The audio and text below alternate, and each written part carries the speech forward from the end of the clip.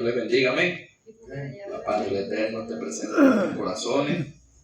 Nos toca hoy la doctrina. Creo que estamos en el capítulo 14 del libro de Éxodos. Vamos a Éxodo y vamos a hablar acerca de lo que Dios pudo hablarle al pueblo, pues mostrar su gloria y su poder.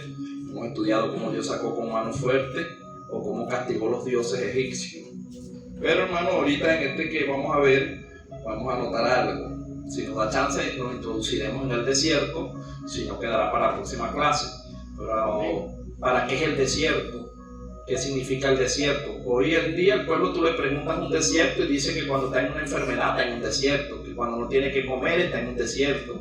Y tantos desiertos que hay que uno dice. Pero verdaderamente, espiritualmente, ¿qué es el desierto? ¿Para qué es el desierto? ¿Y qué trata Dios con nosotros en el desierto? ¿Cuáles son nuestros enemigos en el desierto? Eso es lo que debemos aprender, ¿verdad? Para poder entender el propósito de Dios en nuestra vida. Vamos a estar ubicándonos en Éxodo 14, donde Jehová le da la orden a Moisés para que el pueblo vaya a introducirse al desierto. Camino al desierto pasaron muchas cosas. Cuando Dios le dice a Moisés, ¿verdad?, que tome al pueblo y que lo lleve al desierto. ¿Para qué Dios quería llevar al pueblo al desierto? Para que adorara al Señor. Y qué difícil es adorar a Dios en un desierto, ¿verdad que sí? Fuerte, hermano. Es fuerte verdaderamente adorar a Dios en una prueba, en una lucha, pero es allí donde verdaderamente sacamos lo mejor nuestro. Lo que Dios quiere es que aprendamos a adorarlo en medio del dolor, en medio de la prueba, en medio de la lucha. Los grandes hombres y mujeres de Dios en la Biblia que tienen registros y que Dios los plasmó allí fue porque aprendieron a adorar a Dios en medio de una lucha, en medio de una prueba. Vemos a Daniel en una cueva en la fosa con los leones, vemos los amigos de Daniel en el horno de fuego, vemos a Job atravesando diferentes tipos de circunstancias adversas, pero adoró a Dios. Vemos a Josué con un pueblo en contra, vemos a Moisés, ¿verdad?, en un desierto, hermano, con un pueblo duro de servir, pero estos nombres quedaron acá porque ellos entendieron que a Dios se alaba en medio de la prueba. Amén. Si nosotros adorar a Dios en medio de que todos tengamos todo es bueno, es sabroso. Aún los inconversos, hermanos, cuando les va bien, le dan gracias a Dios, ¿verdad que sí? Aún los que no conocen a Dios, les va bien y dicen, oye, gracias, Señor. Pero qué difícil es ver a alguien que no tenga que comer, que esté enfermo, que esté pasando trabajo y diga, gracias, Señor. No, es difícil conseguir eso. Estamos allí ubicados.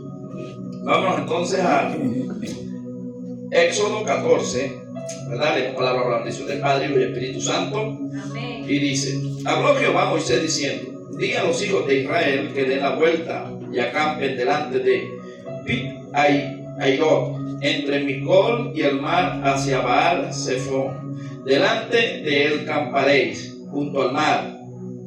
Porque Faraón dirá de los hijos de Israel, encerrados están en la tierra, el desierto los ha encerrado. Y yo endureceré el corazón de Faraón para que lo siga, y seré glorificado en Faraón y en todo su ejército, y sabrán los egipcios que yo soy Jehová, y ellos lo hicieron así. Amén. Le damos gracias al Señor en esta hermosa noche por el privilegio que nos permite de estar en su casa de oración. Gracias, Señor, por la palabra que vamos a leer, por la palabra que vamos a estudiar, pidiéndote, Espíritu Santo, en esta hermosa noche que prepares nuestro corazón, que en medio de tus dones de entendimiento, de sabiduría, de conocimiento, de inteligencia, la ramificación de los dones que tiene el Espíritu, nosotros podamos ser llenos, plenos, Señor, y podamos conocer el propósito para el cual tú nos has traído a la tierra. Que podamos entender, Señor, que cada prueba, que cada lucha, que cada adversidad, que todo lo que podemos estar atravesando tiene un propósito en específico para poder entender ese Dios maravilloso que hizo los cielos y la tierra, en el nombre poderoso de Jesús. Dios bendiga a la sierva. Amén. Puede pasar adelante. Hermano, vamos entonces, hermano, a profundidad. Lo que les pido es que no se me vayan a distraer, hermano. Recuerde que lo más importante en un servicio, hermano, es la palabra del Señor, ya que la palabra es la que nos instruye, la que nos fortalece, y Todo tiene su tiempo, dice la Biblia. Todo tiene su tiempo de reír, de llorar, pero la mejor hora es la hora de la palabra. Entonces veamos acá, hermano. Estamos en Éxodo 14. Dios bendiga a mi hermana María Román. Amén. Amén. Y dice que aquí ya Dios le habla a Moisés. Pero, ¿cómo Dios tenía una conversación con Moisés? Lo que debemos nosotros preguntarnos. Hemos ido estudiando a través de la historia o de la palabra, a través de las clases pasadas, de que Moisés primeramente, antes de llevar al pueblo al desierto, Dios primero lo introdujo a él en un desierto. Duró 40 años en un desierto para recibir un llamado. Hay desiertos colectivos y hay desiertos solos. Y qué curiosidad, hermano, qué diosidad que Dios, antes de que un líder o poner un líder, lo introduce solo en el desierto, a conocer a Dios en el desierto. Porque después que él logra conocer el desierto, él tiene que introducir a las ovejas, pero ya conoce el desierto. Porque si usted mete a un líder que no conoce el desierto y mete al pueblo que no conoce el desierto, van a perecer todos, ¿cierto? Cuando usted está en la guerra o cuando usted va a un lugar, siempre le van a poner a alguien que conozca el territorio como un guía, ¿cierto? Cuando usted va a otro país, a otra nación y usted no conoce nada, lo primero que usted está en un sitio turístico, lo primero que usted busca es alguien que conozca la materia, alguien que sepa dónde está parado para que pueda introducirlo donde usted quiere llegar. En este caso, eso fue lo que hizo Dios. Dios introduce a Moisés en el desierto. Allá Moisés se casa en medio de las pruebas. Allá tiene sus hijos. Luego Dios le da la orden, tiene que volver a Egipto, porque el pueblo de Dios tenía 430 años de silencio, clamando, estaban bajo esclavitud. Y cuando estaba el pueblo de Israel allí, había una promesa por los patriarcas, por Abraham, por Isaac y por todos ellos. Estos patriarcas, ¿verdad? Cuando vino José, hermano, dice que fue vendido. Luego usted conoce la historia, todo lo que hemos estudiado. Después que muere José, hermano, muere también el faraón, que tenía gracia a José con ese faraón y el pueblo vivía quieto. Pero luego allí llegó y empezó el pueblo a adorar otros dioses. Y hubo un castigo sobre un pueblo porque se inclinaron a otros dioses. Luego, después de tantos años, claman y Dios decide por la promesa, porque Dios es un Dios de pacto, un Dios de promesa, buscar un libertador. En este caso es Moisés. Moisés intentaron matarlo cuando nació, fue introducido en una canastilla, fue zumbado al mar y luego allí formado dentro de la casa de Faraón. Recuerde que la hija de Faraón, en la diosidad de Dios, dice que salió a bañarse y vio que venía una canastilla, mandó a sacar la canastilla y estaba allí Moisés. Luego, después que él aprende las artes egipcias, que es un principal entre los egipcios, cuando tenía 40 años, a la edad de 40 años, este hombre supo que verdaderamente él era hebreo y le nació ese deseo de parte de Dios y mata a un egipcio en una pelea. Y luego uno de sus hermanos dice, cuando estaban peleando, él trató de ser intermediario y le dice: ¿qué piensas matarlo como mataste al egipcio? Esto hace que Moisés salga huyendo y tenga que ser introducido en el desierto. Entonces ya Moisés es capacitado en el desierto. Moisés, mientras conducía las ovejas de su suegro Jetro, dice que una zarza se le encendió, Dios llamando su atención, y cuando él llega allí, Dios llega, trata con él, le dice que meta la mano en su costado, sale la mano llena de lepra. Esto representa el pecado que había en Moisés. Dios, antes de mandarnos a hacer una tarea específica, nos va a limpiar primero. Dios primero tiene que limpiarnos antes de ponernos y posicionarnos en un lugar. Viene el procedimiento, el proceso de parte de Dios hacia Moisés. Y cuando Moisés llega a Egipto, conseguimos la guerra de dioses allí, porque ya estudiamos las 10 plagas y ya, bueno, vimos la muerte de los primogénitos, ya vimos toda esa parte. Ahora, bueno, vamos entonces a la clase de hoy, que es cuando el pueblo ya tiene que ir camino al desierto. Estamos en Éxodo 14. Los israelitas cruzan el Mar Rojo. Entonces dice así: Dios le dice a Moisés: ya, di a los hijos de Israel que den la vuelta y acampen delante de Pi-Ahirot, entre Migdol y el mar, hacia Baal-Zephón, delante de él acamparéis junto al mar. Ahora, cuando nosotros vemos la palabra Baal significa Dios, Señor. Pero acuérdense que estaban los dioses paganos y están los dioses, estos son dioses fenicios, ¿verdad? Y dice que era Baal Zephón. Significa un dios que ellos tenían que representaba el área de las tormentas o del agua. Y como Dios le iba enfrentando dioses por dioses paganos, Dios iba a avergonzar a este dios con el mismo mar. El mismo mar que supuestamente este Dios regía era el mismo mar que Dios iba a abrir y los iba a hacer que el mismo Dios de ellos, supuestamente ellos, los egipcios, quedaran allí consumidos en su propia idolatría, en su propio conocimiento mal. Miren lo que dice el Dios del norte. Es Baal Zephón. El Dios del norte,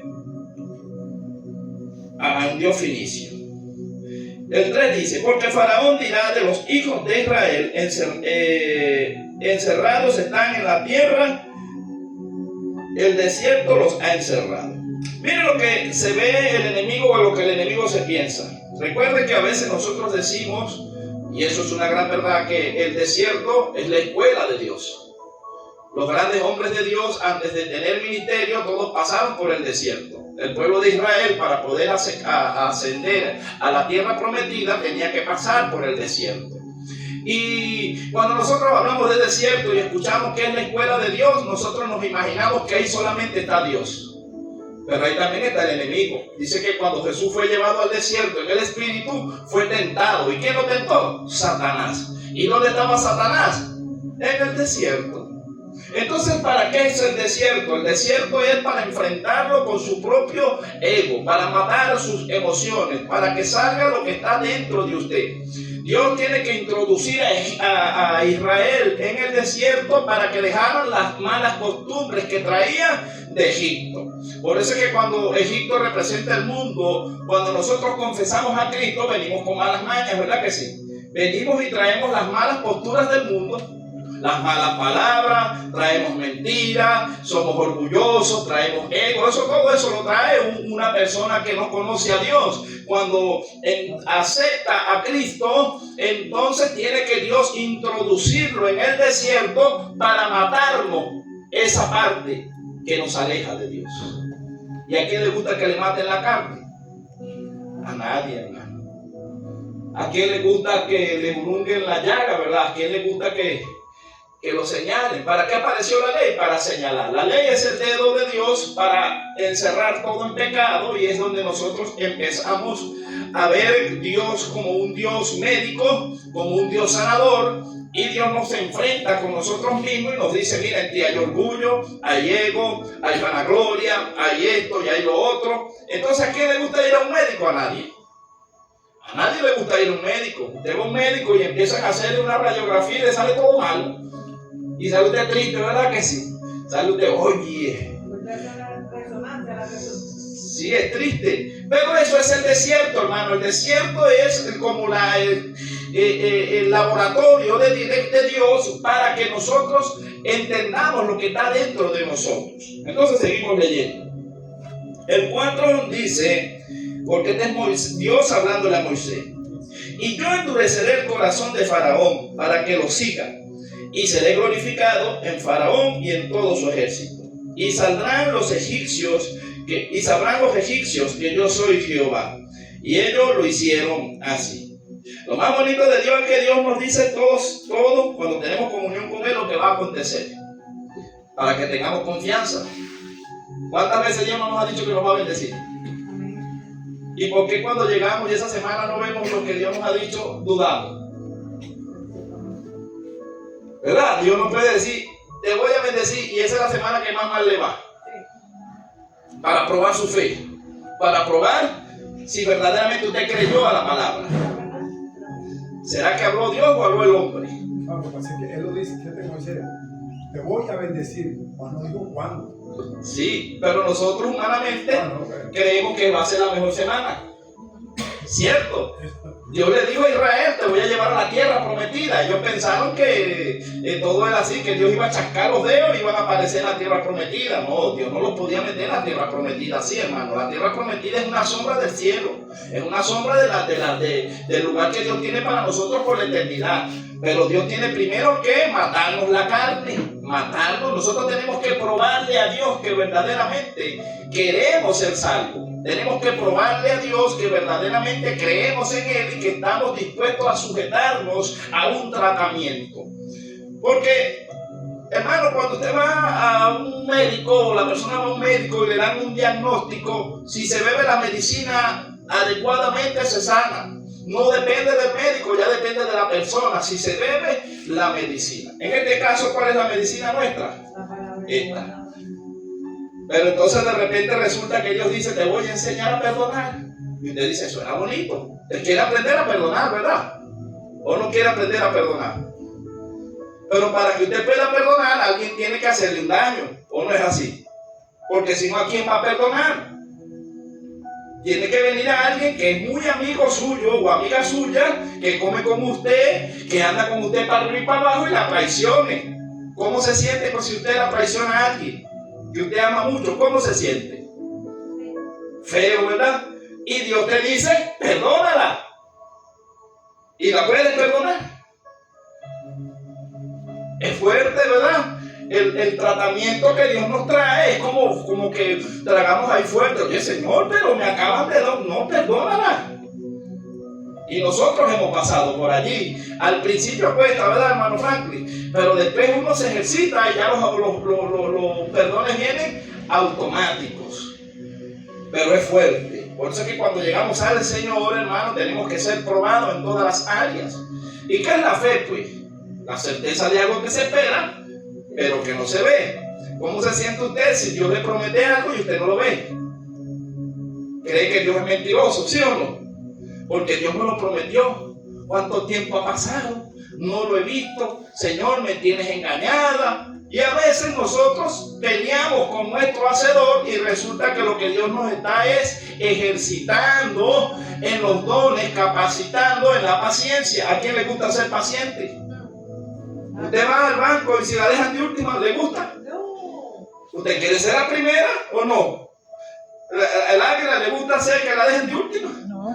A todos nos gusta que nos atiendan así, de primero, pero Dios dice, no, pero es que ustedes son impacientes, yo necesito que ustedes aprendan a ser pacientes. ¿Y a quién le gusta ser paciente? A nadie. Pero es un don del Espíritu. Y ya ves, pero ya ves, no, porque ni siquiera los flojos. Imagínate cuando tú tienes un internet y es rápido y te acostumbras a andar rápido, si el internet se pone lento y se pega, Dios te quiere bater el teléfono contra el suelo. ¿O no es así? ¿Sí o no? ¿No es así o no es así? Oye, y pierde la paz, pierde la tranquilidad. Y Dios dice, ve que están crudos. Entonces ya ves por qué somos desiertos. Los desiertos son para que aprendamos a controlar nuestras emociones, matemos nuestras emociones y le demos lugar a los dones del Espíritu.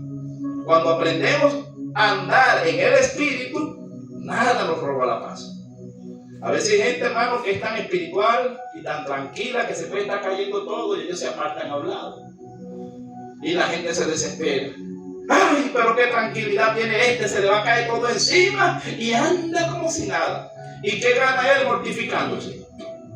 Cuando usted aprende a confiar en Dios, usted se le puede venir el mundo encima, pero usted dice, pero yo sé que mi Redentor vive. Yo sé que yo estoy bajo la sombra del Altísimo. Yo sé que el ángel de Jehová está conmigo. Lo que veo ahora no es lo que quiero ver, pero yo sé que detrás de esta tormenta viene una gran bendición. Y tenemos paz. Porque vemos la bendición, pero la vemos antes que llegue. Porque es la fe, pues, la certeza de algo que usted espera y la convicción de lo que no ve. Usted sabe que el que la prometió no es hijo de hombre para mentir, no es hombre para mentir, ni hijo de hombre para arrepentirse. Entonces, qué difícil, hermano, es entender a Dios si andamos en la carne. Hermano, tener paz, paciencia y tener confianza a Dios. No es fácil. Mira, la tía de Luis, de mi esposo, se estaba muriendo esta semana. Y ya decía, la doctora le dijo, busquen todo porque se va a morir. Y yo le dije, ¿y a qué Dios ustedes le creen? ¿A cuál es el Dios? Nosotros oramos por ella y ella, si ella es pastora, es un proceso que está pasando. Y Dios no se sabía. Claro. Le dije yo, no se preocupe que ella no se va a morir. No, que mi mamita se va a morir. Ella no se va a morir. Es fuerte, porque humanamente nosotros como seres humanos, hermano, No tenemos la paz. no tenemos esa paciencia que Dios quiere que tengamos. Y la confianza. Y esa confianza en Él, una confianza de saber que Él dijo que lo haría y aunque no lo veamos, creamos en eso, hermano. Pero ¿por qué no venimos a la iglesia? Porque nos desanimamos. No, yo creo que eso no se va a dar. ¿Qué nos saboteamos a nosotros mismos? Y Dios dice, pero ¿cómo te puedo bendecir así si te andas tú mismo saboteando? Entonces, hermano, no es fácil estar en el desierto. A veces la gente habla de un desierto y una enfermedad y esto, pero yo creo que el desierto es más allá de una enfermedad física. El desierto es más allá de lo que nosotros podamos imaginarnos. El desierto, hermano, es confrontación con nosotros mismos. A veces andamos en el desierto echándole culpa a los demás, pero en el desierto lo que aprendemos nosotros es a ver lo que hay dentro de nosotros, que hay impaciencia, que hay tantas cosas y uno dice, ay Señor, yo creo que no he avanzado, yo creo que esto no te agrada, pero eso es lo importante, que nosotros entendamos que lo que a Dios no le agrada en el desierto, eso debe morir en el desierto. Cuando nosotros matamos eso en el desierto, entonces el Espíritu nos saca del desierto. Pero mientras estemos en la carne, más bien nos introduce más al desierto. Si andamos en el Espíritu nos saca del desierto. Entonces queremos salir de las pruebas o no. Y para poder salir tenemos que pasar los exámenes, hermano. Pero si nos guiamos con cualquier palabrita que nos dice. Y yo tengo paz. Sí, si alguien nos ve feo nos ponemos bravos. Si de repente un niño llora y está al lado de nosotros nos molestamos, ¿sí o no? Si nos pisan el zapato, oye, pero qué fuerte, hermano. ¿Sabe qué pasa, hermano? Que muchas veces confundimos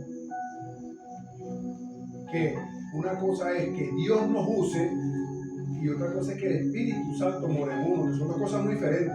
Sí. No, a mí me puede usar, yo puedo levantar muerto y paralítico y hacer lo que yo quiera, pero si yo no tengo una comunión con el Espíritu Santo, No tienes paz, no tengo nada. no hay Y paz. eso es lo que pasa muchas veces, que en la iglesia son una cosa y en su casa son otra cosa. Y en Claro. otra cosa. No mora el Espíritu Santo en ellos. Así es. Ahora vean 5 dice, y fue dado aviso al rey de Egipto que el pueblo huía y el corazón de Faraón y de sus siervos se volvió contra el pueblo y dijeron, una pregunta, porque tiene un signo de interrogación, ¿cómo hemos hecho esto de haber dejado ir a Israel para que no nos sirva? Y el 6 dice, y unció su carro y tomó consigo su pueblo y tomó 600 carros escogidos y todos los carros de Egipto y los capitanes sobre ellos. Y endureció Jehová el corazón de Faraón, rey de Egipto, y él siguió a los hijos de Israel, pero los hijos de Israel habían salido con mano poderosa. Aquí me está narrando la historia o la palabra del Señor, me está diciendo que Dios había sacado o había libertado a su pueblo de Egipto con mano poderosa. Y decimos que es una mano poderosa cuando Dios, ¿verdad? Él dice que la venganza es de él. Jehová dice, yo soy el juez, yo soy el que vengo, yo soy el que le pago a cada uno conforme sean sus obras. Israel había entrado en una disciplina, pero luego que Dios quita la disciplina, Dios le dice a Israel, no te alegres del mal que he de traer sobre tus enemigos, no vaya a ser que yo me arrepienta y te la devuelva. Entonces a veces, hermano, en la ignorancia la gente dice, Dios no se puede arrepentir. Dios puede arrepentirse, porque Dios tiene planes de bien acerca de nosotros y quiere bendecirnos. Dios dice, te voy a bendecir, te voy a dar esto, pero nos pone una cláusula, pero te digo que seas valiente, que no temas, que no desmayes, que confíes. Pero si nosotros en medio del contrato, nosotros empezamos a comportarnos mal, empezamos a hacer las cosas mal, Dios se arrepiente del bien que nos iba a hacer, o no se arrepiente. Igual Dios también puede traer mal sobre una nación, sobre una ciudad. Nínive estaba en juicio, había sido dada la orden de arriba y Dios dice, anda a Jonás allá en Nínive y dile que se arrepienta. Y Nínive se arrepintió y Dios se arrepintió de hacerles el mal. Entonces, ¿cómo detenemos la ira de Dios, hermano? Cuando nosotros reconocemos algo y nos apartamos. Cuando nosotros reconocemos el mal que hay en nosotros, confesamos delante de Dios y nos apartamos, Dios es misericordioso para perdonarnos. Pero si nosotros no nos arrepentimos, Dios no nos perdona. ¿Y cómo es que nosotros queremos que Dios nos perdone? Pero Jesús dijo, si tú no perdonas a tu hermano, no perdonas a tu prójimo, Dios no te perdona. ¿Lo dijo Jesús o no lo dijo? ¿Y será que tenemos necesidad de que Dios nos perdone? Yo todos los días fallo. ¿De Franklin? ¿Fallo o no fallo? Cada rato fallamos, hermano. Y yo a veces me acuerdo, y cuando estoy hablando, voy en la calle y estoy hablando con Dios y le digo, Señor, oye, me airé hoy y no debía airarme, me molesté. ¿Por qué? ¿Por qué uno tiene que ser así? Porque uno mismo se pone bravo con uno. Porque yo tengo que estar haciendo las cosas que a ti no te agradan y que yo tampoco quiero hacer. Pero me descuido y en cualquier momentico vuelvo y caigo, Señor. ¿Qué es lo que está pasando en mi vida? Entonces enseguida se me viene la palabra. Si tú perdonas a los que te hieren, a los que te fastidian, yo te perdono. El perdón es automático. Si una persona se levanta contra mí y me hace la guerra, yo tengo que perdonarlo o no. De corazón. Sí, y Pedro dijo, ¿cuántas veces, Señor? 70 veces 7, porque a veces si te molesta uno un día, está bien, te molesta otro día, está bien, pero que siempre te moleste la misma piedrita, es como fuerte. Es como fuerte que tú tengas una persona que sea la que todo el tiempo esté en contra tuya, ¿o no es así? Siempre dentro de la iglesia hay una persona que a usted le cae mal y que todo lo que usted dice lo refuta y todo lo que usted hace está mal, y o sea, es ahí que está ahí como para probarte, para hacerte entender lo que es el perdón, hermano, mutuo y simultáneo, así. ¿Y cómo uno aprende a perdonar? Viendo más allá de lo que ven nuestros ojos naturales. Porque cuando nosotros vemos a la persona, le agarramos idea a la persona. Si yo veo a la persona que me está a cada rato haciendo daño, yo en mi corazón se puede formar rencor, odio, y cómo sé yo que eso me está afectando cuando ya yo no le quiero dar ni la mano. O cuando viene esa persona y dice, ahora ya viene este, qué fastidio. Ya hay una enfermedad y hay un síntoma en mí, ¿sí o no? Porque ya yo estoy sintiendo algo hacia la persona, pero cuando yo veo en el espíritu, voy a sentir compasión porque yo voy a ver lo que está operando en la persona. No voy a ver a la persona, sino que voy a ver lo demoníaco, el plan de las tinieblas que está usando un vaso. Entonces mi lucha es contra lo que está usando a la persona en ese momento. Usted sabe que una vez yo estaba hablando con un pastor, hermano, y me dio risa, pero a la vez dije, el hombre es espiritual. Porque recuerdo que el hombre, había un varón que lo fastidiaba bastante al pastor, pues yo le decía, no, pastor, usted tiene una paciencia, ¿verdad? Que usted lo admiro. En ese tiempo yo era más nuevo creyente, pues. Y el pastor, en verdad, hermano, cada vez trataba de hacer las paces con esta persona, trataba de llevarla bien, pero la persona era guerrillera, hermano. Y recuerdo que cuando la persona viene un día, hermano, y el varón venía como a enfrentarlo, se veía pues que siempre cuando se acercaba trataba era de gritar, de crear un caos. Hermano, el pastor llegó, le agarró y lo abrazó y le dijo, ¿sabes qué, varón? Yo a ti te amo, pero sabes, el enemigo te está usando. Y le dijo, diablo, suéltalo en el nombre de Jesús, suéltame, hermano. Hermano, desde ese día ese hombre no volvió a fastidiarlo.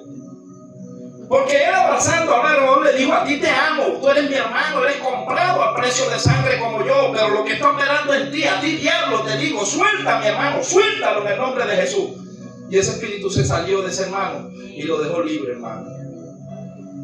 Una liberación de 3, 4 palabras así, pero lo hizo de corazón. Y yo dije, qué tremendo. Aprender, hermano, una situación tremenda, ¿verdad? Usted sabe que alguien lo esté fastidiando y usted lo abrace y le diga, suéltalo, diablo, déjame, hermano, tranquilo, te reprendo. El hombre peleó con lo que está abusando a la persona. Y después la persona andaba para arriba y para abajo como el pastor. ¿Él andaba en el espíritu del pastor o no andaba en el espíritu? Porque el pastor tenía jerarquía, hermano. El pastor pudo haberlo sentado, ¿sí o no? El pastor pudo haberle hecho la guerra. Ay, no, usted me tiene hasta aquí alto. Yo voy a hacerle la guerra, que se vaya. No, el pastor veía más allá, hermano. Y nosotros decíamos, pues ese pastor no tiene visión. Los que no teníamos visión éramos nosotros. Ese hombre sabía dónde estaba parado, ¿sabe? No tiene sangre en la vena, ¿no? Sí, porque el hombre lo amargaba la vida y nosotros, pero mira como el pastor lo trata tan bien. Y el pastor lo trataba bien. Nosotros no, este pastor no tiene sangre en las venas. Yo no sé qué le pasa al pastor. Debe ser que está enfermo. Y eso que es pastor. Hermano, y hasta que ese día Dios me permitió ver ese escenario y yo dije, ese hombre anda en el espíritu. El que andaba en la carne era yo. Y no nada más yo. Un viaje que andábamos ahí en la carne. Y el Señor nos dio una lección con el pastor o no nos dio una lección. Entonces, hermano, eso es lo que nosotros, el Señor quiere, que aprendamos a pelear por nuestros hermanos. El hermano está fastidioso. Reprenda lo que lo está fastidiando al hermano.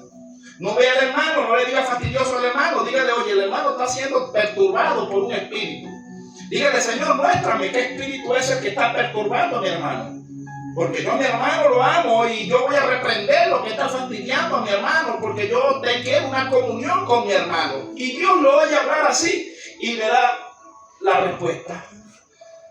Pero hermano, entramos en el campo del enemigo, que si me dice yo le digo, que si me da yo le doy. Y caemos en el campo de la carne y el enemigo se nos ríe en la cara. Entonces creo que todavía nos falta desierto. O no nos falta desierto todavía. Ok, estamos en el 6, ¿cierto? Y unció su carro y tomó consigo su pueblo. Y tomó 600 carros escogidos y todos los carros de Egipto y los capitanes sobre ellos.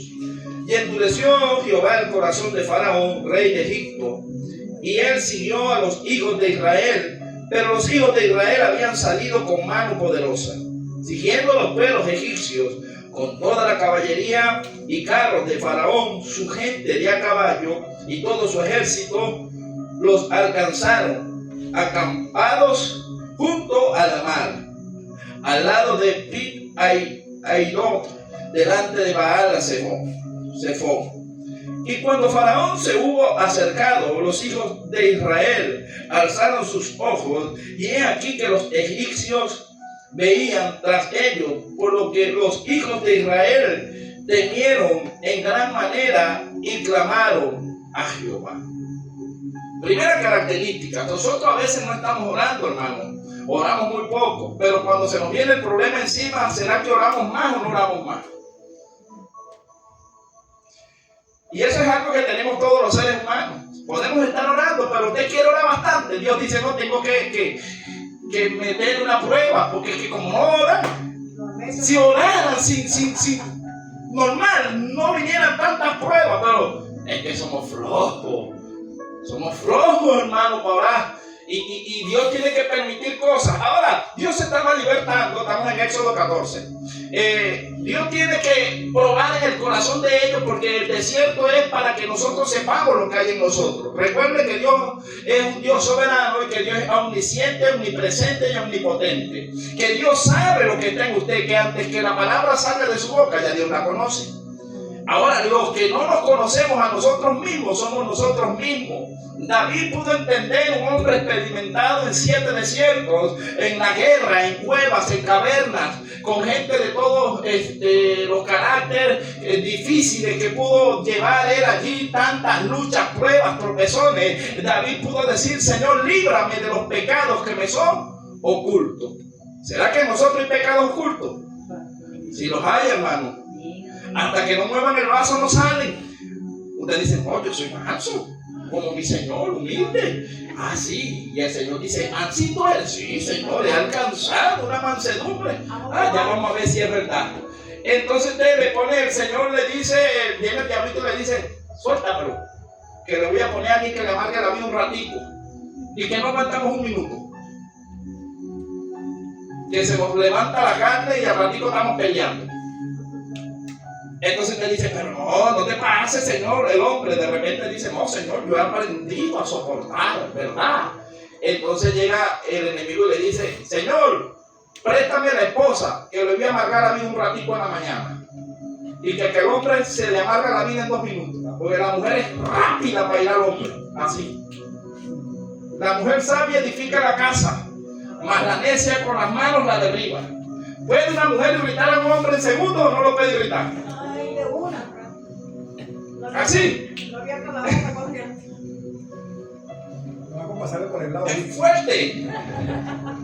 Fuerte, hermano. Usted se imagina que usted tiene toda la semana trabajando, le ha ido fuerte, y usted se siente y se acuesta y a lo mejor le duele la columna, tiene lumbago, pero como el hombre se queda ahí, oye, y llega la mujer y dice, oye, si vas a estar aquí no vas a estar como flojo, cámbiame el bombillo. Usted se para y cambia el bombillo.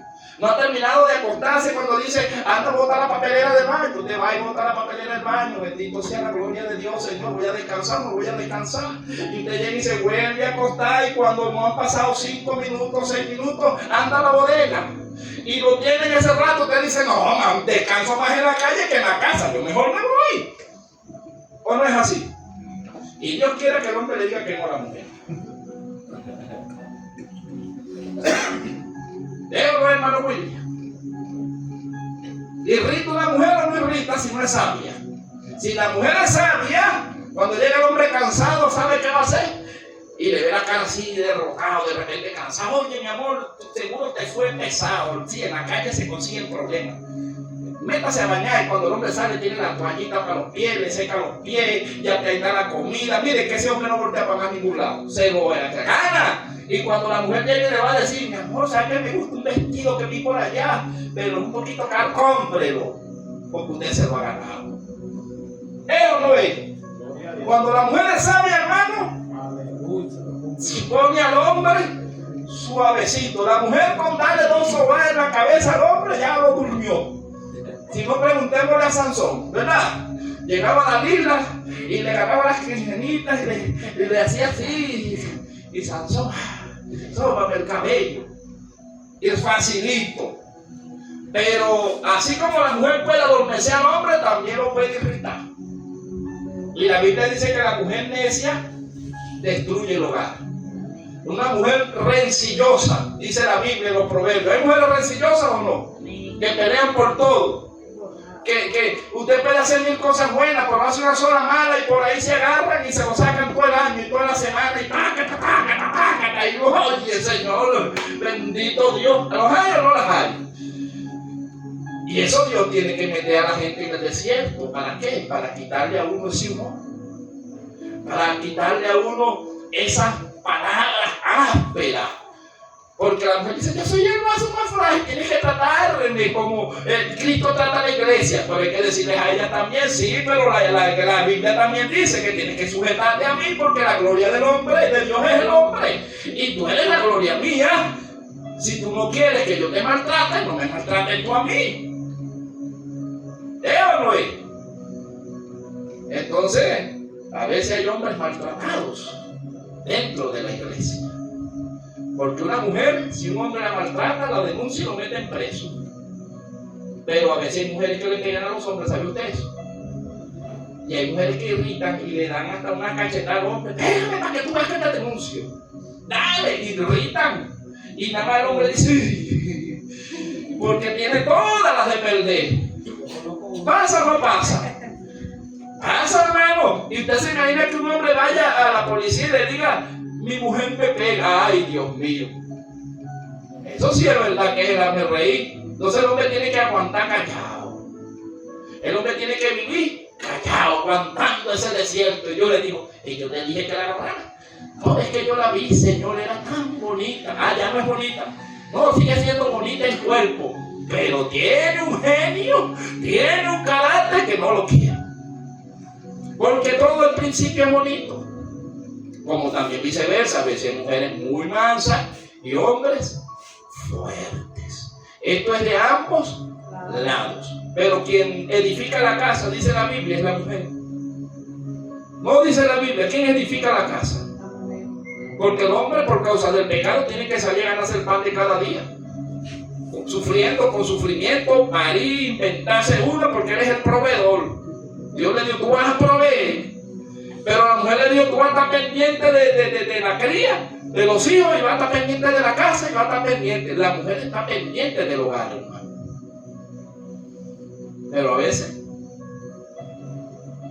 rompemos los consejos de Dios y por eso nos va tan mal. Porque andamos según nosotros y no según lo que dice la palabra. Ahora vean este problemón que se les había presentado, hermanos. Se les venía y dijo que como estaban en el desierto, al frente tenían el mar, atrás venía el faraón, venía con todos sus caballos, su ejército, gente de a pie, y este pueblo clamó a Jehová porque se sintió ahorcado. Vamos entonces al 11, ¿cierto? Y dijeron a Moisés su líder: no había sepulcros en Egipto que nos ha sacado para que muramos en el desierto, porque ha hecho así con nosotros, que nos ha sacado de Egipto. No es esto lo que te hablamos en Egipto, diciendo: déjanos servir a los egipcios, porque mejor nos fuera servir a los egipcios que morir nosotros en el desierto. Cuando usted está en el desierto, yo estoy en el desierto y no conocemos el desierto, usted siente que se va a morir. Pero Dios no es asesino. Dios no te va a llevar al desierto para matarte. Al contrario, Dios te va a dar vida en el desierto. Porque en el desierto lo que Dios va a matar es tu carne y mi carne. Aunque Dios preserva el alma y preserva el espíritu del hombre, lo que Dios quiere que nosotros aprendamos en el desierto es a depender de Él, a conocerlo a Él, adorarlo a Él. Y este pueblo, como venía de Egipto, le dijeron al líder: y no fue lo que te dijimos, ¿para qué nos sacaste del mundo? Hay creyentes que cuando llegan al evangelio dicen: mejor estaba en el mundo que cuando llegué a Cristo. ¿O no lo dicen? Cuando estaba en el mundo trabajaba, tenía carro, tenía comida, tenía todo. Ahora que me puse a pactar con Dios, me metí en el desierto y ahora no tengo ni para beber agua. ¿Pasa o no pasa? ¿Y por qué no nos ha sacado Dios del desierto? Porque andamos en una queja. Pero cuando usted y yo aprendemos a glorificar a Dios en medio de la prueba, automáticamente el agua brota de la peña. El maná empieza a caer del cielo. Pero a esta gente le gusta ver la carne. Estamos obstinados de tanto pan, Moisés. Estamos obstinados, queremos comer carne. Queremos carne. Hay gente dentro de la iglesia que dice: estamos cansados ya de tanto el espíritu, de pura palabra de Dios. Yo quiero soltarme el moño. Ya viene diciembre, Señor. Quiero tirar una bailadita, aunque sea una cervecita, Señor. Oliendo al mundo, carne. ¿O no es así? Hay gente que se descarría los diciembre y en enero nos reconciliamos. Y si Cristo viene en diciembre, se queda. El niño Jesús. Sí. Es fuerte, hermano, pero hay gente que se descarría en diciembre. Suena duro, pero así es, hermano. En diciembre nos pega la flojera, no quiero ir a la iglesia, no quiero orar, no quiero esto, está pendiente de los estrenos, que si el pan de jamón, que si la yaca, dándose en casamiento, que si la familia, que si lo otro, que si para allá, que no me alcanza la plata, y nos olvidamos que Dios existe en diciembre. Y esa es una manera de que nuestro corazón esté en el mundo. Porque ya cuando uno es cristiano, a uno no le importa si estrena 24-31, uno estrena cada vez que uno puede. Uno no está pendiente de feliz año, ¿verdad? Que nada de eso. Uno está pendiente de las cosas de arriba. Pero cuando todavía se tiene carne, se piensa en lo de la carne. Y eso genera muerte. Vean. Entonces dice: no es esto lo que hablábamos en Egipto, diciendo: déjanos servir a los egipcios, porque mejor nos fuera servir a los egipcios que morir nosotros en el desierto. Y Moisés dijo al pueblo: no temáis, estad firmes y ve la salvación que Jehová hará hoy con vosotros, porque los egipcios que hoy habéis visto, nunca más para siempre los veréis. Jehová peleará por vosotros y vosotros estaréis tranquilos. Entonces Jehová dijo a Moisés: ¿por qué clamas a mí y a los hijos de Israel que marchen? Y tú alza tu vara y extiende tu mano sobre el mar y divídelo, y entren los hijos de Israel por en medio del mar en seco. Vean, a veces nosotros nos conseguimos en una situación que no tenemos salida por ningún lado. Humanamente nos ponemos a pensar, si vendemos esto y aquello, no nos alcanza. Pero si tapamos, quitamos de aquí, abrimos un hueco aquí para tapar este aquí, es peor.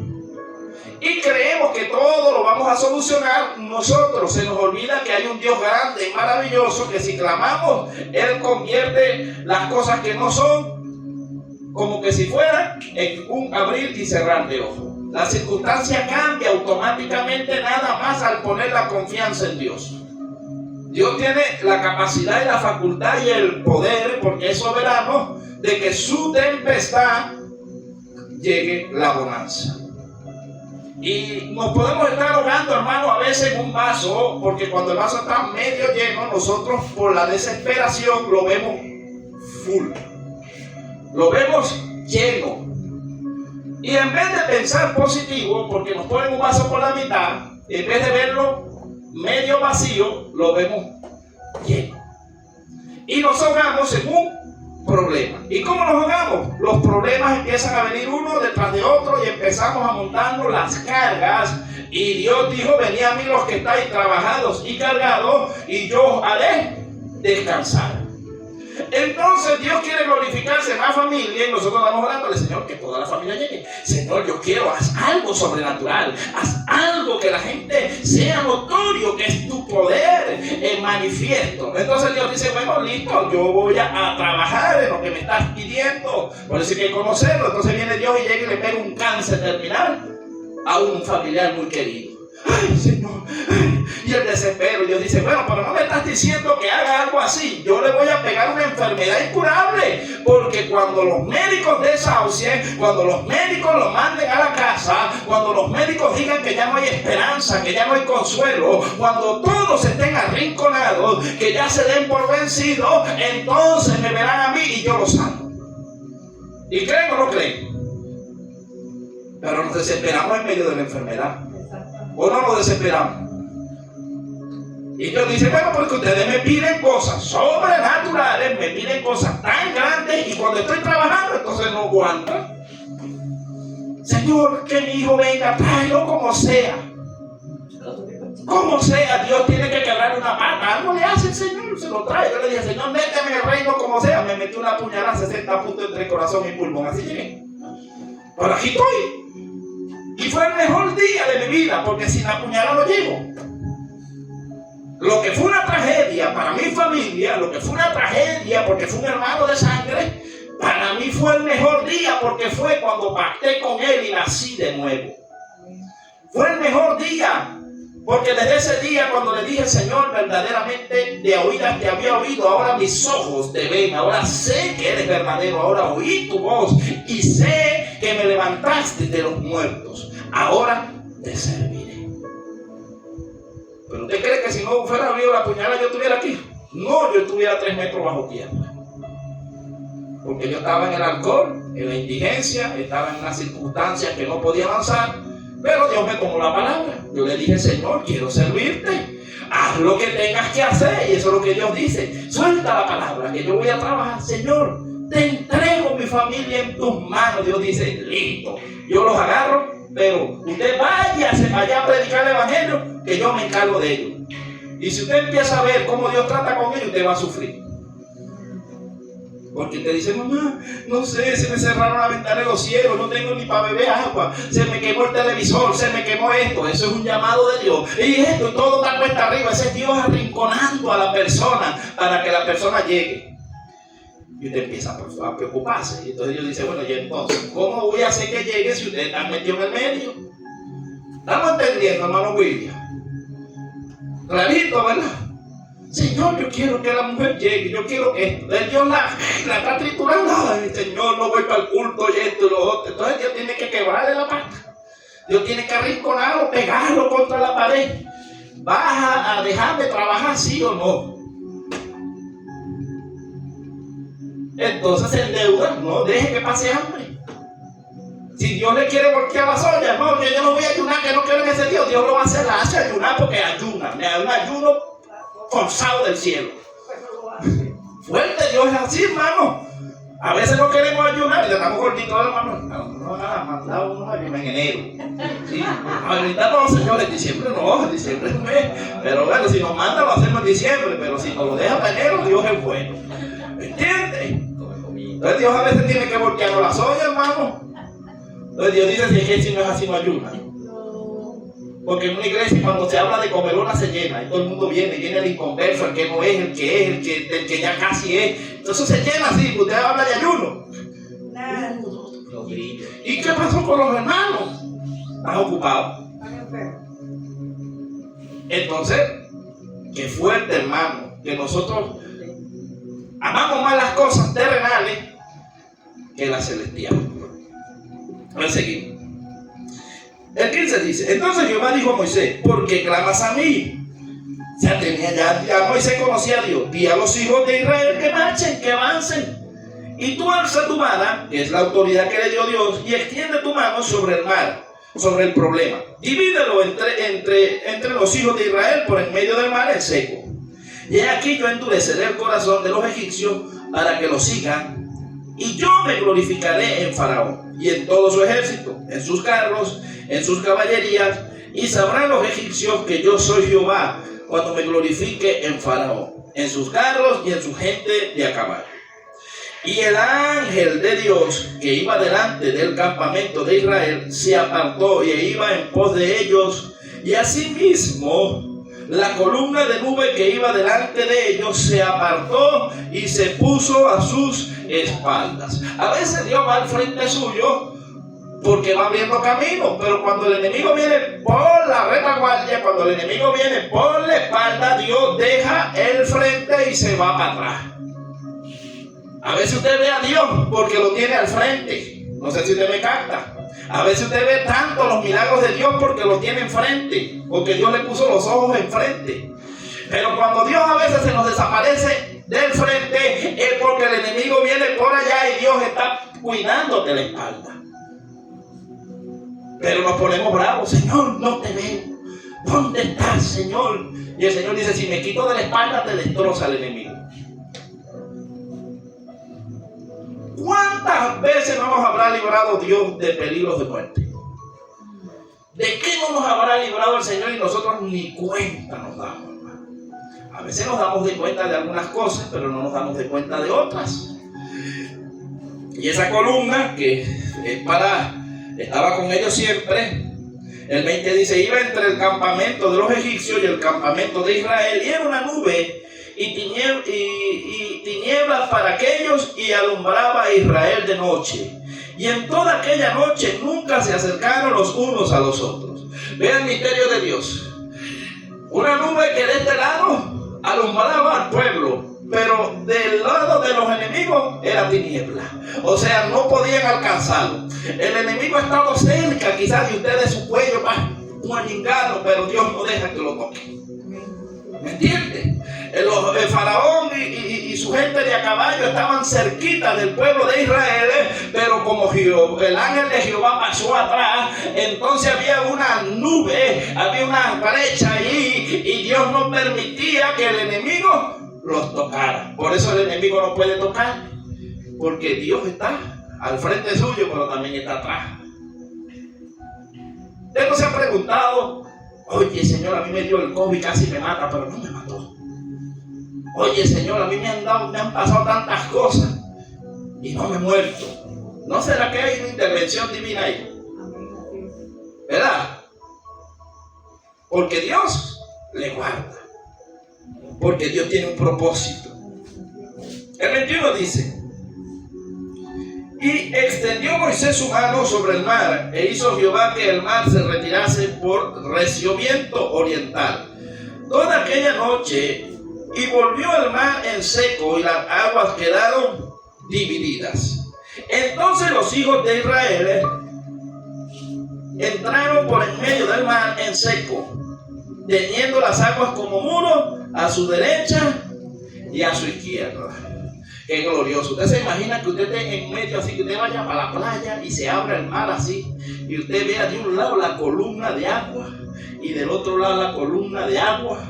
Como que si usted fuera por el acuario. Hágase la idea que usted se mete por el medio del mar y usted pasa así, usted pasa por el acuario en seco, usted ve los pescados por un lado, tiburones y por el otro lado, y ellos pasando en seco. Qué glorioso que Dios le haya mostrado. Pero al mismo tiempo había algo que se estaba moviendo a futuro en el mundo espiritual. Y esto está en Corintios. Yo creo que nos estamos ubicando en Primera de Corintios capítulo 10, verso 1 y 2. Vean lo que el apóstol Pablo dice que pasó en ese acontecimiento. Por un lado en lo físico, pero por otro lado en lo espiritual estaba aconteciendo algo también. Que eso se le fue revelado al apóstol Pablo. Primera de Corintios 10, verso 1 y 2. Léalo fuerte el que lo tenga. 10. Sí. Primera de Corintios. Sí. Bueno, leo con la bendición del Padre y del Espíritu Santo, ¿no? Amén. Donde dice amonestaciones contra los idólatras, ¿no? Sí. Porque no quiero, hermanos, que ignoréis que nuestros padres todos estuvieron bajo la nube y todos pasaron el mar y todos en Moisés fueron bautizados en la nube y en el mar. Déjelo hasta ahí. ¿Qué estaba pasando allí? ¿Qué estaba haciendo Dios allí? Los estaba bautizando. Yo creo que ese fue el bautismo más grande, ¿verdad? Los bautizó a toditos. No le quedó ni uno que no quedara bautizado ahí. Y todos en Moisés fueron bautizados.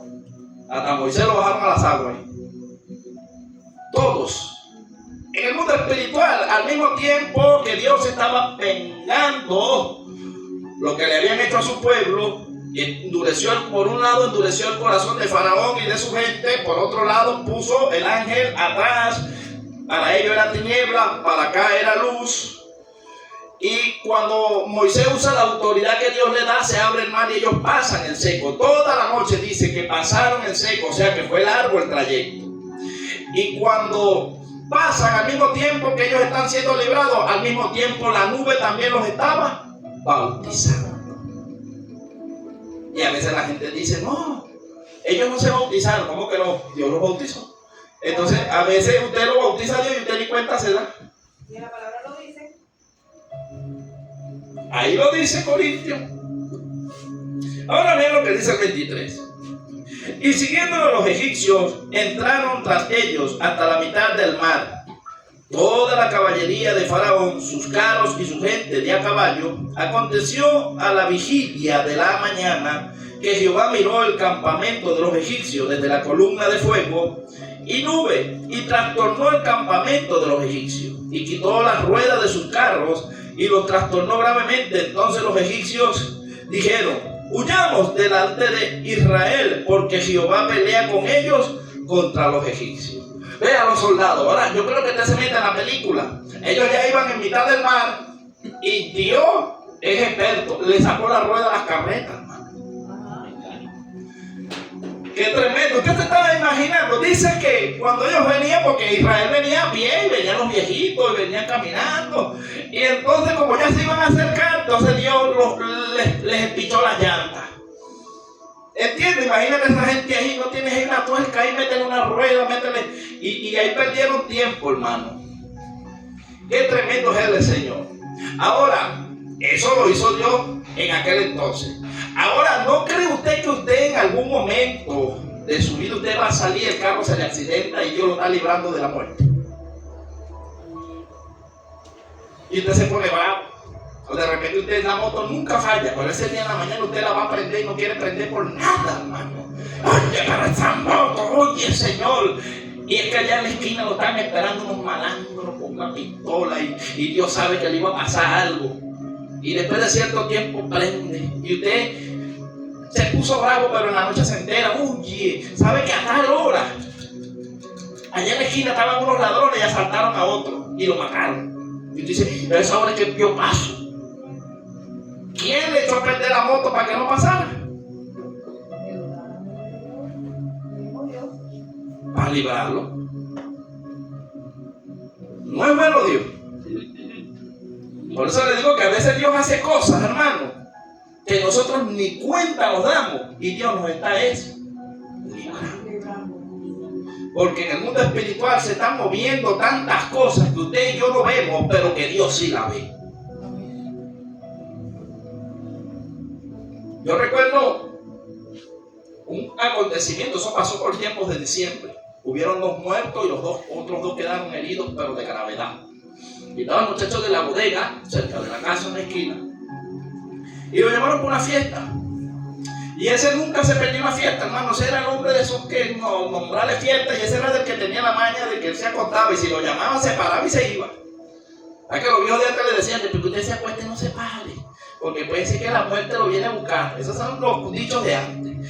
Hermano, ese día que lo llamaron, ya se había acostado y quiso pararse. Pero le entró una pesadilla. Y el hombre dijo, no, otra oportunidad voy. Que tú no quieras ir a la fiesta, eso es imposible. ¿Y usted sabe qué pasó? Que si él se monta, se mata. Porque en el puerto donde él iba a ir, el chofer y el que iba detrás del chofer se mataron en seco los dos. Y los otros 2 hermanos iban de este lado, hermanos, se salvaron, pero perdieron vasos, perdieron ahí. Entonces Dios los tuvo que reconstruir. Pero ¿sabe cuál fue la diferencia? Que los 2 que iban de este lado, la familia era cristiana. Y a pesar de que el enemigo los tocó, pero no los pudo matar. Hoy le sirven a Dios, sin vasos, pero llegaron a los caminos de Dios. ¿Por qué le digo esto? Porque quién sabe cuántas las madres y las abuelas y los familiares de ellos, Señor, tráelos al evangelio como sea. Y mira, Dios permitió que hubiera ese accidente y que ellos llegaran. Echaditos a perder, pero llegaron. Gloria a Dios. Nosotros tenemos que llegar a veces echados a perder, ¿verdad? Llegamos al Señor, que el hogar casi se va a destruir, no quiero que se destruya, y Dios le reconstruye su hogar. Mucha gente llega a veces porque el hogar se va a dividir. Oye, no, bueno, vamos a buscar a Dios para que Dios solucione. Pues Dios soluciona, hermano. A veces son los hijos, a veces tantas cosas, hermano, que Dios se vale para que usted y yo entremos. Y a veces esas tragedias que nosotros decimos que son maldiciones son una bendición. A veces esas tragedias son las que nos acercan a Dios, hermano. A veces las cosas que nos pasan, lo que nos hacen es que nos atraen hacia Dios. Todo lo que lo traiga hacia Dios es una bendición. Ahora, lo que lo aleje de Dios, eso sí no viene de Dios. Estamos casi terminando. Ve el 25. Y quitó las ruedas de sus carros y los trastornó gravemente. Entonces los egipcios dijeron, huyamos delante de Israel, porque Jehová pelea con ellos contra los egipcios. Y Jehová dijo a Moisés, extiende tu mano sobre el mar, para que las aguas vuelvan sobre los egipcios, sobre sus carros y sobre su caballería. Entonces Moisés extendió su mano sobre el mar, y cuando amanecía, el mar se volvió en toda su fuerza. Y los egipcios, al huir, se encontraban con el mar, y Jehová derribó a los egipcios en medio del mar. Y volvieron las aguas y cubrieron los carros y la caballería y todo el ejército de Faraón que había entrado tras ellos en el mar. No quedó de ellos ni uno. Y los hijos de Israel fueron por en medio del mar en seco, teniendo las aguas por muro a su derecha y a su izquierda. Así salvó Jehová aquel día a Israel de mano de los egipcios. E Israel vio a los egipcios muertos a la orilla del mar. Y vio Israel aquel grande hecho que Jehová ejecutó contra los egipcios. Y el pueblo temió a Jehová y creyeron a Jehová y a Moisés su siervo. Ahora, hermano, ya leímos todo ese capítulo, ¿verdad? Y vean lo que vamos a estudiar para la próxima doctrina, el próximo martes, si Dios así lo permite, el propósito del desierto para Israel. Porque ya ahí nosotros vemos que ya pasaron al otro lado del desierto. ¿Me entiendes? Ellos estaban en un desierto, pero a la orilla del desierto. Cuando se abre el mar, el pueblo pasó al desierto con Moisés. Pero, hermano, yo le digo algo. Usted no quedaría impactado que Dios le abriera el mar y te pasara en seco como pasaron ellos. Y que usted viera columna de nube y columna de fuego y que vieran todas esas maravillas, hermano, y aún así eran unos quejones. Y de paso no seco, como estamos ahora. Más seco. ¡Qué fuerte! Que Dios lo haya llamado y le haya mostrado su gloria y usted en medio del desierto, en vez de adorar a Dios, empiece a salir lo que es el mundo en usted y en mí. Entonces, ¿para qué Dios lo lleva al desierto? Para matar lo de egipcio. Vea la primera característica, ¿para qué es el propósito del desierto? El desierto es un lugar multifacético, principalmente como un lugar de prueba para sacar el ego dentro del ser humano y el pasado de Egipto. Enseñarle a depender de Dios en lugar de solo el del pan, porque hay gente que dice: si yo no trabajo no como. Pero cuando el diablo vino a tentar a Jesús, Jesús le dijo: no solo de pan vive el hombre, sino de toda palabra que sale de la boca de Dios, el pan espiritual. Y a fortalecer su carácter, que es lo que estábamos hablando, y fe. También es un espacio para despertar la fe, revela la intimidad de las personas y para que Dios les hable directamente, sin las distracciones del mundo, para consolidar su relación con Él.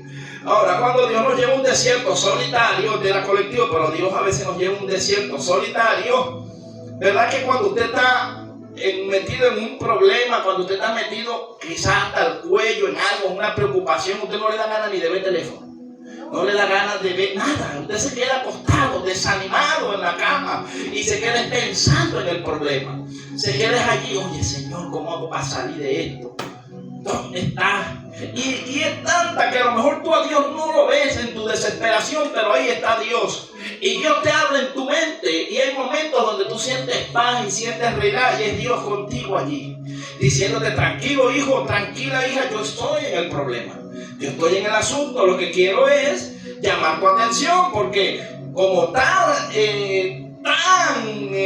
¿cómo se dice? Distraída en las cosas del mundo, en las cosas terrenales, tuve que permitir cierto proceso, cierta prueba, para que tengamos un momento de intimidad.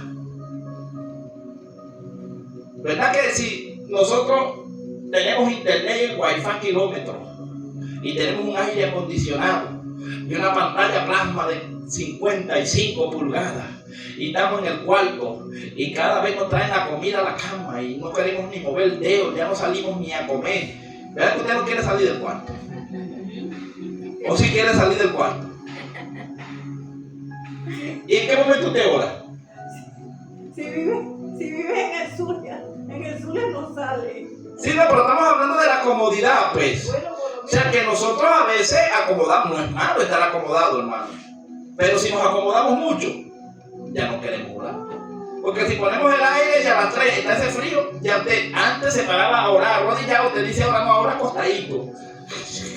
Y ya después no es ni acostadito. Ya después, ay, mañana oro. ¿O no nos pasa? Amén, amén. ¿Verdad que sí? Porque la comodidad, hermano, el mundo nos presenta, el enemigo es experto poniéndonos comodidades para que se nos vaya el tiempo en las cosas, en la distracción y dejamos la comunión con Dios. ¿Cuántos nos hemos metido en TikTok? De repente no me han metido una hora y le pasan hasta 5 y 6 horas y usted riéndose y ve ahí todo, le sale todo lo que es risa. Y se le va la hora o no se le va. Sí. Pero también te dice: ¿y a qué hora lee?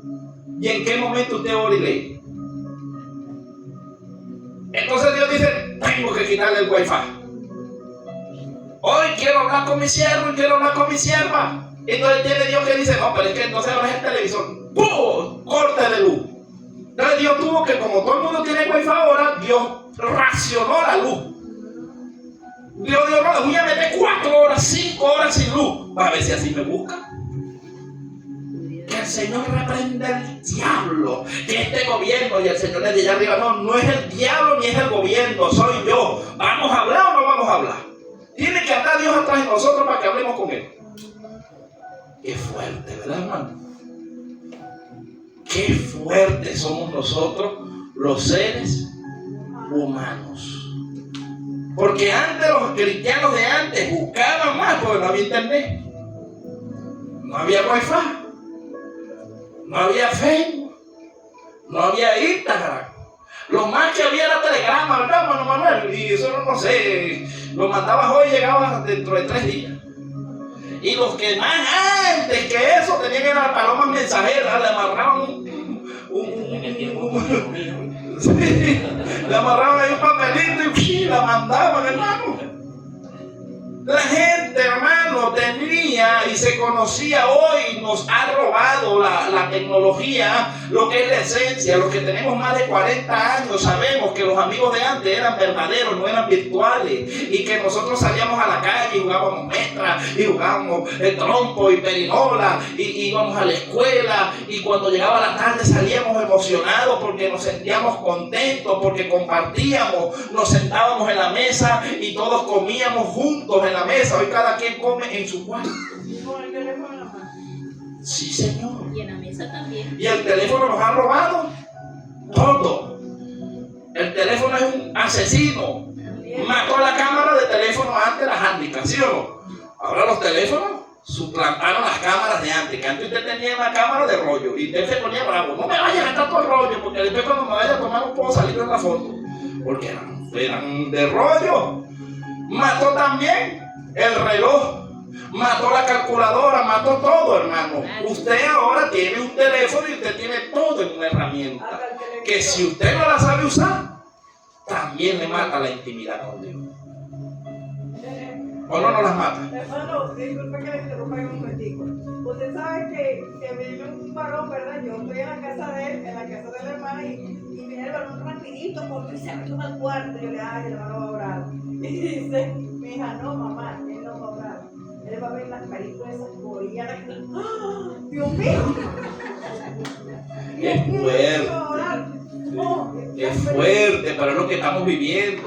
Cada quien en lo íntimo. Esto no es para señalar a nadie, pero en lo íntimo, hermano, tenemos un descuido tan grande de todo, hasta yo. Y yo, oh Señor, yo tengo que ponerme pilas, yo no puedo estar en esto, ¿qué es esto? Pero ya hay un despertar, porque si no, hermano, mire, usted puede durar 3 días sin salir si tiene wifi comida.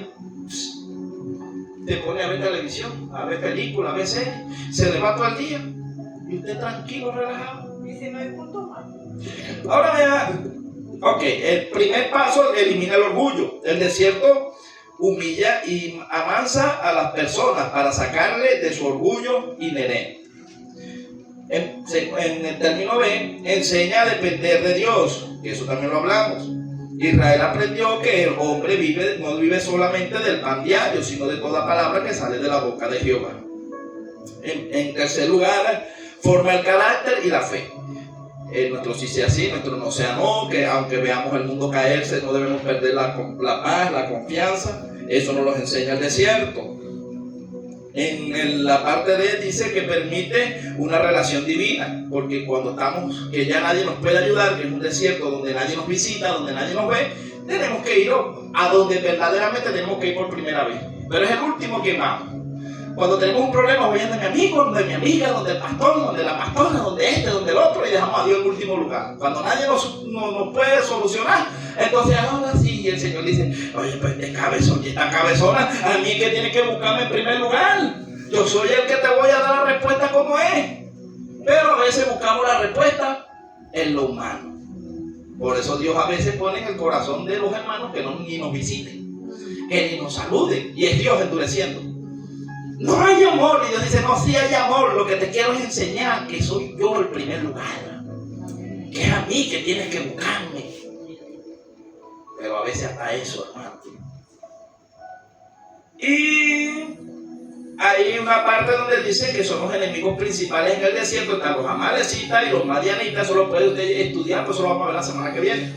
Y estudiar también las rebeliones internas de Israel en el desierto. Acuérdense que estaba Coré, que estaban todos esos espíritus, venían del mismo Israel. Entonces vea, tenemos enemigos, en el desierto tenemos enemigos que no son del reino, como los amalecitas y los madianitas. Pero también tenemos dentro de la iglesia gente con espíritu de Coré, con rebeliones, y entonces también a veces dentro de nosotros mismos hay rebelión. ¿O no ha habido rebelión en su vida en algún momento? Si no hacen esto, nos vamos. Si no esto, vamos a unir un grupo. Eso es rebelión, hermano. Y eso Dios lo mata en el desierto. No, que tiene que hacerse así, si no. Y Dios no nos ha dicho si nos movemos o no nos movemos, ¿qué? Eso es rebelión, hermano. ¿Ah? Amalecitas y los otros. Los amalecitas y los madianitas. Y usted quiere ver, hermano, con esto terminamos, en el 15, cántico de Moisés. Porque después que usted tiene una victoria, usted tiene que cantar una alabanza. Si la canta en prueba y en lucha, más cuando una victoria tiene que tener un cántico de esos poderosos. ¿Usted quiere saber cuál es el cántico allá arriba, el preferido allá arriba? Vean. Capítulo 15 de Éxodo dice: entonces cantó Moisés y los hijos de Israel este cántico a Jehová dijeron: cantaré yo a Jehová porque se ha magnificado grandemente, ha echado en el mar al caballo y al jinete. Jehová es mi fortaleza y mi cántico, y ha sido mi salvación. Este que usted ve por ahí hecho a la mar, jinete y caballo, pero ese no es el cántico principal. El cántico principal está en Apocalipsis 15, verso 3. ¿Y por qué le voy a decir que este es el cántico principal de allá arriba? Usted léalo y me dice qué siente cuando usted ve, cuando usted escucha ese canto. 15:3. Sí, Apocalipsis. ¿Y cantan el cántico de qué? De Moisés, cierto, el cántico de Moisés. ¿Y cómo dice el cántico?